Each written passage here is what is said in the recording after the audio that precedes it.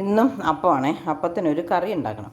അപ്പോൾ ഇന്ന് ചിക്കനൊന്നുമില്ല, ഒരു എളുപ്പത്തിലൊരു കറി ഉണ്ടാക്കണം. അപ്പം ഞാൻ ചട്ടിയടുപ്പത്ത് വെച്ചു, 2-3 കടുകിട്ടു, എണ്ണ ഒഴിച്ച് കൊടുത്തിട്ടുണ്ടായിരുന്നു. ഇനി നമുക്ക് ഇതിലേക്ക് സവാള ഇട്ട് കൊടുക്കാം.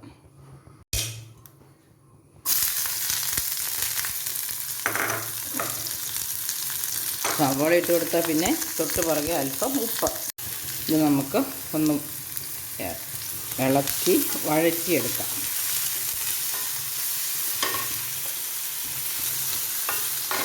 തീ ഒരല്പം കുറച്ചതാണ്. ഇച്ചിരി വെള്ളം ഒഴിച്ച് ചാറാക്കാനുള്ള, അതുകൊണ്ട് ഒത്തിരി അങ്ങോട്ട് വഴന്ന് പോകുമൊന്നും വേണ്ട.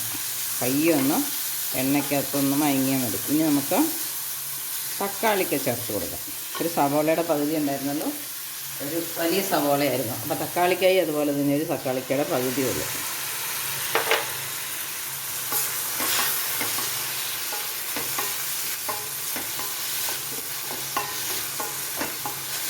ഇത് രണ്ടും കൂടെ ഒന്ന് അല്പം അവിടെ ഇരുന്ന് വേകട്ടെ. നമുക്കൊരല്പം ഇഞ്ചിയും വെളുത്തുള്ളിയും കൂടെ പൊടിയായിട്ട് അരിഞ്ഞത് ഇവിടെ ഇരിപ്പുണ്ട്, അതിലാണ്. മുഴുവനും വേണ്ടല്ലോ, പാത്രത്തിൽ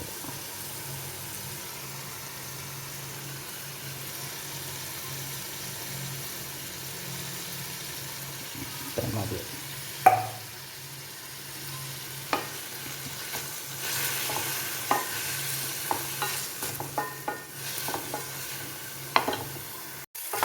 സവോളയും തക്കാളിക്കായും നന്നായിട്ട് വഴന്ന് വന്നിട്ടുണ്ട്. ഇനി നമുക്ക് പൊടികൾ ചേർത്ത് കൊടുക്കാം.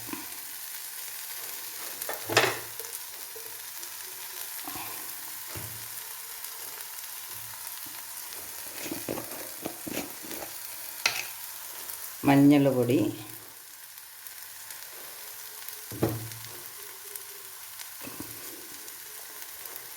ഗരം മസാല, മല്ലിപ്പൊടി, കാശ്മീരി മുളക് പൊടി, ഇത്രയാണ് ചേർക്കുന്നത്. ഞാനിവിടെ പൊടികൾ ചേർത്ത് കൊടുത്തു. മല്ലിപ്പൊടി, മുളക് പൊടി, മഞ്ഞൾപ്പൊടി, അല്പം ഗരം മസാലപ്പൊടി, ഇത്രയാണ് ചേർത്തത്. അത് ക്യാമറ ഓൺ ആയില്ലായിരുന്നു. ഇനി നമുക്ക് തേങ്ങാപ്പാൽ ചേർത്ത് കൊടുക്കാം.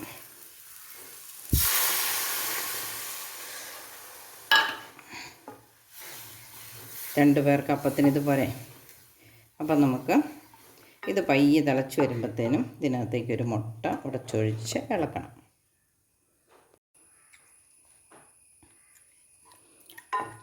അപ്പം നമ്മുടെ മുട്ട റോസ്റ്റ് പോലത്തെ ഗ്രേവിയുള്ളൂ കേട്ടോ, ഇവിടെ റെഡി ആയിട്ടുണ്ട്. അപ്പം കൂട്ടി കഴിക്കാം. അപ്പം എൻ്റെ കറി എല്ലാവർക്കും ഇഷ്ടപ്പെട്ടെങ്കിൽ ഷെയർ ചെയ്യണം, ലൈക്ക് ചെയ്യണം, ചാനൽ സബ്സ്ക്രൈബ് ചെയ്യണം. മറ്റൊരു വീഡിയോ ആയിട്ട് നാളെ വരുന്നത് വരെ എല്ലാവർക്കും നമസ്കാരം. ബൈ.